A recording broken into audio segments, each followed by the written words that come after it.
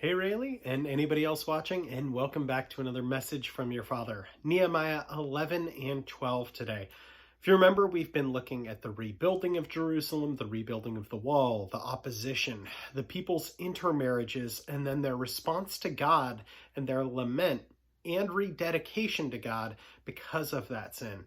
So today we are going to be looking at kind of a lottery system that they have as far as who is going to inhabit Jerusalem. So, excuse me. So not just anybody is inhabiting Jerusalem. We'll see how they went about pre-populating or repopulating Jerusalem as well. We are going to look at some of the new residents there, also the priests, the Levites, and then a dedication of the wall that is now up. So again, all of that is just in 11 and 12. A lot of names on this one, so I apologize in advance, but chapter 11. Now, the leaders of the people settled in Jerusalem, and the rest of the people cast lots to bring one out of every 10 to live in Jerusalem, the holy city, while the remaining 9 were to stay in their own towns. The people were commended all by the men who volunteered to live in Jerusalem. These are the provincial leaders who settled in Jerusalem. Now, some of the Israelites, priests, Levites, temple servants, and descendants of Solomon's servants lived in the towns of Judah, each on his own property in the various towns, while the other people from both Judah and Benjamin lived in Jerusalem. From the descendants of Judah, Athaliah, son of Uzziah, son of Zechariah, son of Amariah, son of Shephatiah, son of Mahalaleel, the descendant of Perez, and Messiah, son of Baruch, the son of Kolhozah, the son of Haziah, the son of Adiah, the son of Jorib, the son of Zechariah, a descendant of Shaliah. The descendants of Perez, who lived in Jerusalem, totaled 468 able men. From the descendants of Benjamin, Salau, son of Meshullam, son of Joed, the son of Pedaiah, the son of Koliah, the son of Maaseiah, the son of Ithiel, the son of Joshiah, and his followers. Gabai and Salai, 928 men. Joel, son of Zichri, was their chief officer, and Judah, son of Hasunah, was over the second district of the city. From the priests Jediah, son of Jorib, Jachin, Serariah, son of Hilkiah, the son of Meshullam, the son of Zadok, the son of Marioth, the son of Ahitub, supervisor in the house of God, and their associates who carried on the work for the temple, 822 men. Adiah, the son of Jehoram, the son of Pelaliah, the son of Amzi, the son of Zechariah, the son of Pashur, the son of Malchijah, and his associates who were heads of families, 442 men.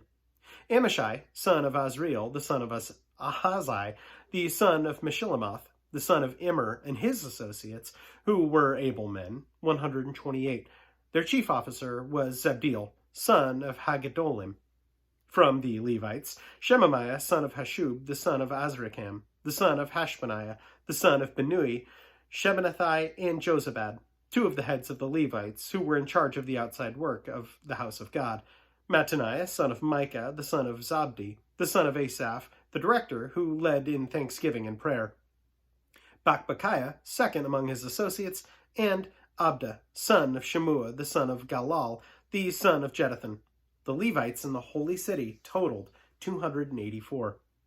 The gatekeepers, Akub, Talman, and their associates who kept watch at the gates, 172 men. The rest of the Israelites, with the priests and Levites, were in all the towns of Judah, each on his ancestral property. The temple servants lived on the hill of Ophel and Ziha, and Gishpa were in charge of them. The chief officer of the Levites in Jerusalem was Uzzi, son of Benai, the son of Hashabiah, the son of Mattaniah, the son of Micah. Uzzi was one of Asaph's descendants, who were the singers responsible for the service in the house of God.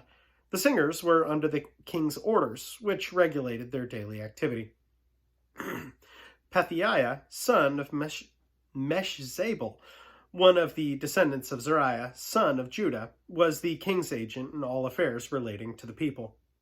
As for the villages and their fields, some of the people of Judah lived in Kiriath Arba and its surrounding settlements, in Dibon and its settlements, in Jokbazeel and its villages, in Jeshua, in Molada, in Beth Pelet, in Hazer Shual, in Beersheba and its settlements, in Ziklag, Mechonah and its settlements, in En-Rimmon and Zorah, in Jarmuth, Zoanah, Adullam, and their villages, in Lachish and its fields, and in Azekah and its settlements. So they were living all the way from Beersheba to the valley of Hinnom. The descendants of the Benjamites from Geba lived in Michmash, Ijah, Bethel, and its settlements, in Anathoth, Nob, Ananiah, in Hazor, Ramah, and Gittim, in Hadid, Zeboim, and Neballat, in Lod and Ono, and in the valley of the craftsmen. Some of the divisions of the Levites of Judah settled in Benjamin. Chapter 12. These were the priests and Levites who returned with Zerubbabel, son of Shealtiel, and with Jeshua, Seraiah, Jeremiah, Ezra, Amariah, Maluk, Hattush, Shechaniah, Rehum, Meremoth, Edo, Gittithan, Abijah, Mijamin, Modiah, Bilgah, Shemaiah, Jorib, Jediah, Salu, Amok, Hilkiah, and Jediah. These were the leaders of the priests and their associates in the days of Jeshua. The Levites were Jeshua, Benui, Kadmiel, Sherebiah, Judah, and also Mattaniah, who, together with his associates, was in charge of the songs of thanksgiving. Bakbukiah and Uni, their associates, stood opposite them in the services. Jeshua was the father of Joachim. Joachim was the father of Eliashib. Eliashib the father of Joiada. Joiada the father of Jonathan. And Jonathan the father of Jaddua. In the days of Jehoiakim, these were the heads of the priestly families. Of Seraiah's family, Merariah. Of Jeremiah's, Hananiah. Of Ezra's, Meshullam. Of Amariah's, Jehohanan. Of Maluk's, Jonathan. Of Shechaniah's, Joseph. Of Harim's, Adnah. Of Meremoth's, Hilkiah. Of Edo's, Zechariah. Of Gittithan's, Meshullam. Of Abijah's, Zichri. Of Miniamin's, and of Modiah's, Piltai. Of Bilgah, Shemua. Of Shemaiah, Jonathan. Jehonathan. Of Jehoiarib, Mattani. Of Jediah, Uzi. Of Salau, Kalai. Of Amok's, Eber. Of Hilkiah's, Hashabiah. Of Jediah's, Nathaniel. The family heads of the Levites in the days of Eliashib, Joiada, Johanan, and Judah, as well as those of the priests, were recorded in the reign of Darius the Persian. The family heads among the descendants of Levi up to the time of Johanan, were a son of Eliashib, were recorded in the book of the Annals. And the leaders of the Levites were Hashabiah, Sherebiah, Jehuah, son of Kadmiel, and their associates, who stood opposite them to give praise and thanksgiving, one section responding to the other, as prescribed by David, the man of God. Mattaniah, Bakbukiah, Obadiah, Meshullam, Talmon, and Ikab were gatekeepers, who guarded the storerooms at the gates. They served in the days of Joachim, son of Jeshua, the son of Josadak, in the days of Nehemiah the governor, and of Ezra the priest and scribe. At the dedication of the wall of Jerusalem, the Levites were sought out from where they lived and were brought to Jerusalem to celebrate joyfully the dedication with songs of thanksgiving and with the music of cymbals, harps, and lyres. The singers who were brought together from the region around Jerusalem, from the villages of the Netophatites, from Beth Gilgal, and from the area of Geba and Asmaveth, for the singers had built villages for themselves around Jerusalem. When the priests and the Levites had purified themselves ceremonially, they purified the people, the gates, and the wall. I had the leaders of Judah go up on top of the wall. I also assigned 2 large choirs to give thanks. One was to proceed on top of the wall, to the right towards the dung gate. Hoshea and half the leaders of Judah followed them, along with Azariah, Ezra, Meshullam, Judah, Benjamin, Shemaiah, Jeremiah, as well as some of the priests with trumpets. And also Zechariah, son of Jonathan, the son of Shemaiah, the son of Mattaniah, the son of Micaiah, the son of Zachur, the son of Asaph, and his associates, Shemaiah, Azriel, Milalai, Gilalai, Nathaniel, Judah, and Hanani, with musical instruments prescribed by David, the man of God. Ezra, the scribe, led the procession. At the fountain gate, they continued directly up the steps of the city of David, onto the ascent to the wall, which passed above the house of David to the water gate on the east. The second choir proceeded in the opposite direction. I followed them on top of the wall, together with half the people, past the Tower of the Ovens to the broad wall. over the gate of Ephraim, the Joshua gate, the fish gate, the tower of Hananiel, and the tower of the 100. As far as the sheep gate, at the gate of the guard, they stopped. The two choirs gave thanks, then took their places in the house of God. So did I, together with half the officials, as well as the priests Eliakim, Maaseiah, Miniamin, Micaiah, Elionai, Zechariah, and Hananiah, with their trumpets. And also Maaseiah, Shemaiah, Eleazar, Uzi, Jehohanan, Malchijah, Eliam, and Ezer. The choirs sang under the direction of Jazariah, and on that day they offered great sacrifices, rejoicing because God had given them great joy. The women and children also rejoiced. The sound of rejoicing in Jerusalem could be heard far away. At that time, men were appointed to be in charge of the storerooms for the contributions of firstfruits and tithes. From the fields around the towns, they were to bring into the storerooms the portions required by the law for the priests and the Levites, for Judah was pleased with the ministering priests and Levites. They performed the service to their God and the service of purification, as did also the singers and gatekeepers according to the commands of David and his son Solomon.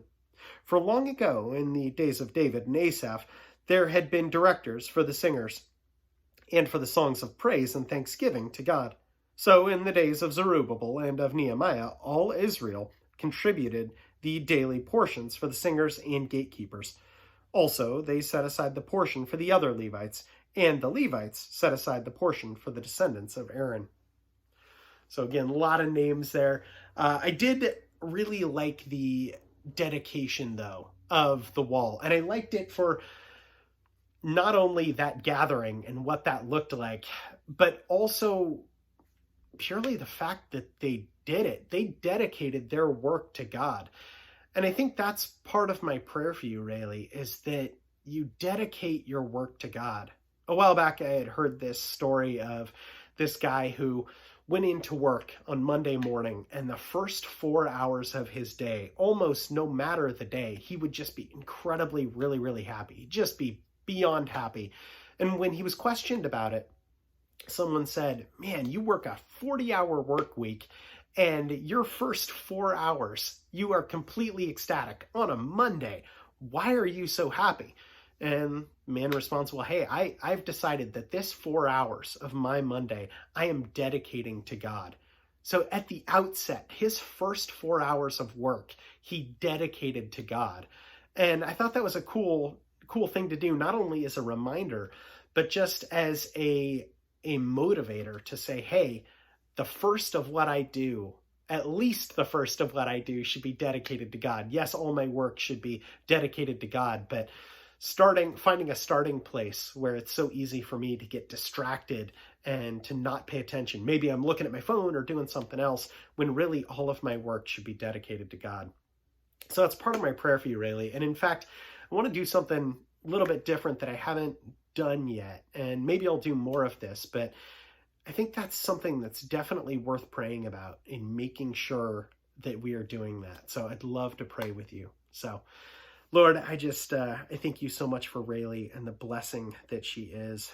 God, I just ask that you help all of us, Rayleigh, myself, anyone watching, that we would just dedicate our work to you, Lord, that we pause, we stop and take a minute to say, God, this is the time that I am working for you, and this is for you. I am working for your glory, God.